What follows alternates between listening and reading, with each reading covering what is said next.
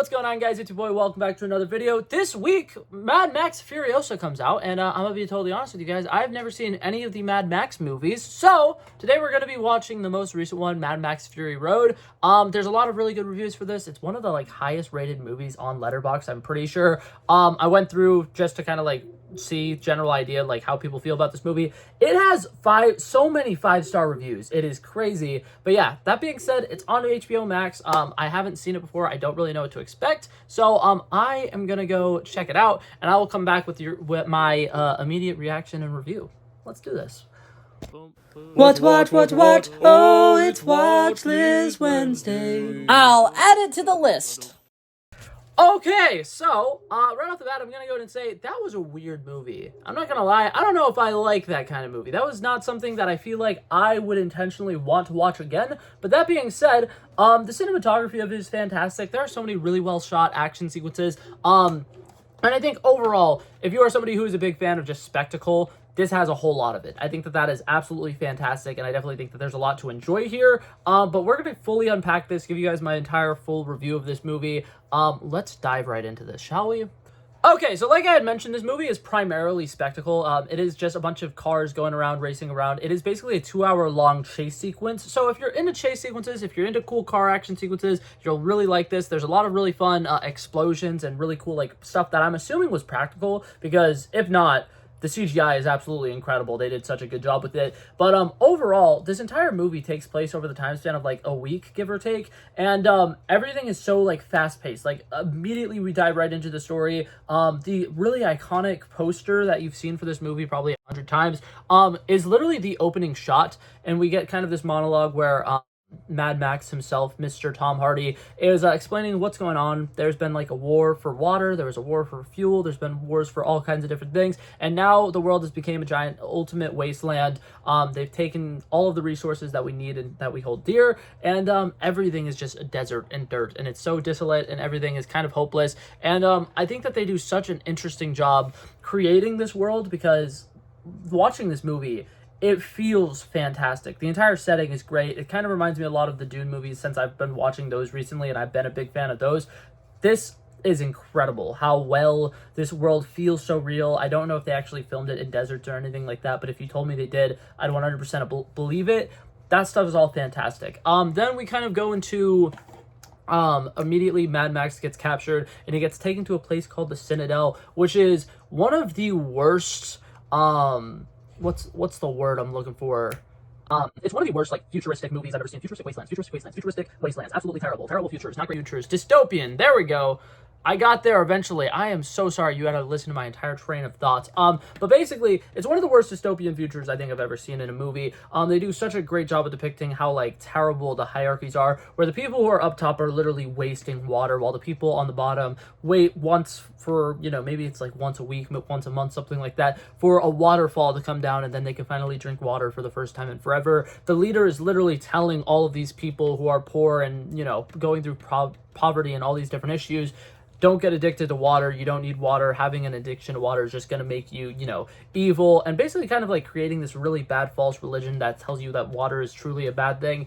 And the way that they set up everything with Immortal Joe and him being this big bad tyrant is so well done. He is an incredible villain, considering the fact that he doesn't speak a whole lot in this movie. He really just has this very distinct look, and he has a lot of people who really believe in him. That makes you feel how powerful he is. But overall, I feel like Immortal Joe is probably in this movie for maybe about 10 minutes, the entire length of the film, and his presence is just felt so well. I think that he's an incredibly menacing villain. They do a really good job of just showcasing how evil and terrible he is, and I love that anytime a movie is able to tell you how evil somebody is, or show you how evil a character is, without having to shove it in your face. Oh, this guy's the bad guy, by the way. Oh, I don't know if you guys know that he's a bad guy.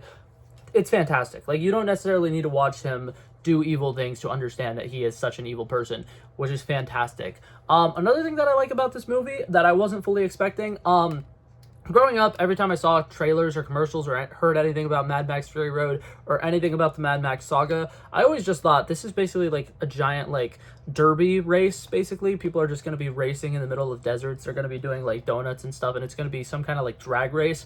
Boy, was I very incorrect about that. This movie kind of felt like a futuristic dystopian take on the Underground Railroad with Harriet Tubman, the real life thing that happened back in the day, where one person would secretly take people away to a safe haven where they can be free. And the fact that they are able to do this in this movie is really well done. I love that entire storyline and that entire scope. And Charlize Theron, I believe is how you pronounce her name, absolutely kills it as Furiosa in this movie. She's such a badass. She's so capable. Early on in the movie, I think the first like hour of the movie, she only speaks like 4 or 5 times or something like that, but every single time she speaks, you could just tell she has so much power, and she is just such a talented person and such a fierce leader. And her characterization is absolutely incredible. I love her. And the entire plot that she has of one day we're going to take all these women. We have one of the most powerful vehicles on the entire planet. We can survive anything. We just got to go for it.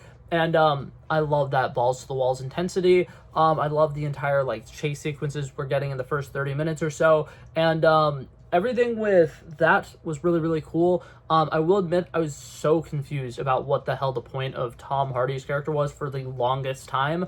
But after about 45 minutes, he starts actually like being a little bit more helpful. He kind of actually starts working with Furiosa and all that stuff, and it's cool. It works. I like the kind of dynamic that they have going there. The fact that he's like kind of taking her captive, but he's going into her car and she's the one who's driving away with him. So it's like really weird dynamics there. And something that I love about this movie that I really like is the women characters are all bringing out the best in men, because it's something that's very apparent in this world is that the men are part of the reason why the world has gone to shit. It's the reason why everything's been destroyed. It's the reason why everything is a giant wasteland. There's deserts. There's no water anywhere. And it's like so interesting to me how they're able to show this story as well as they are, with the fact that men are evil. Men are the reason the world has gone to shit. And then all of the women characters here are doing such a good job of making these men that are kind of evil change their ways. Like, Mad Max isn't necessarily a good person at the beginning of this movie. He's somebody who's just kind of out there to defend for himself. And by the end of the movie, he's making, like, crazy moves, trying to sacrifice himself to save these other people.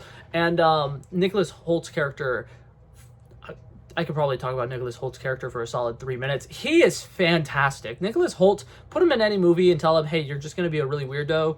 He does it. He full sends it every single time. He plays this intensity so well. He's just like so obsessed with Immortal Joe, and he's like, he is my god. He is amazing. I'm going to die. I'm going to go to Valhalla. Everything's going to be okay because I'm going to die with glory, and everything's going to be fantastic. And his entire like story arc, from being a total psychopath to being somebody who has a little bit of compassion, to realizing that everything he's always hoped for and dreamed for his entire life was kind of wrong, and his entire beliefs shifting. And then once again, he meets a female character. He has a big turnaround. He has a great character arc. Absolutely fantastic. I loved everything they did with Nicholas Hoult in this movie. He was cool. His final sacrifice, remember it? Oh, that was Gambit from X-Men 97. What was the quote he said? Witness me. That was it. He said, witness me. Remember it. God, that was so bad. That wasn't even close. Anyways, but yeah, overall, absolutely love the intensity of this movie. I think that a lot of the action sequences were fantastic. There were moments where there was way too much going on. I couldn't comprehend what was happening. Like, there were multiple times where I was like, oh my god, Zoe Kravitz just died. She didn't die at all. So there was just a lot of moments like that where I was like, what is happening? Who is dying? Who is alive? Is everybody okay? And I thought that was really interesting. I really liked that. And overall, I think that like the overall world building and everything in here was absolutely fantastic. Great cinematography. Although this movie is not a movie that I would say is for me, I can understand why people love it so much. It definitely has just incredible acting all around, incredible world building, an incredible score and soundtrack. The whole thing going on with the weird giant vehicle that is just a giant like speaker, and there's a dude playing guitar and a bunch of people playing drums the entire time. I love that intensity. I love stupid stuff like that, because if we're gonna do an unrealistic wasteland futuristic timeline thing, throw that stuff in there. Make it fun, make it bold, make it bombastic. I love it. But yeah, overall, I had a good time with this movie. I definitely would recommend checking it out, especially if you're planning on watching the Furiosa movie that's coming out this week. I had a hard time figuring out if I should watch this one and then watch Furiosa, or if I should watch Furiosa and then this one, because Furiosa technically takes place beforehand. But I figured, from what I've heard, Furiosa doesn't get a whole lot of character development in this movie. I was a little bit like misheard about that, because I do think that Furiosa has good character arcs in Mad Max.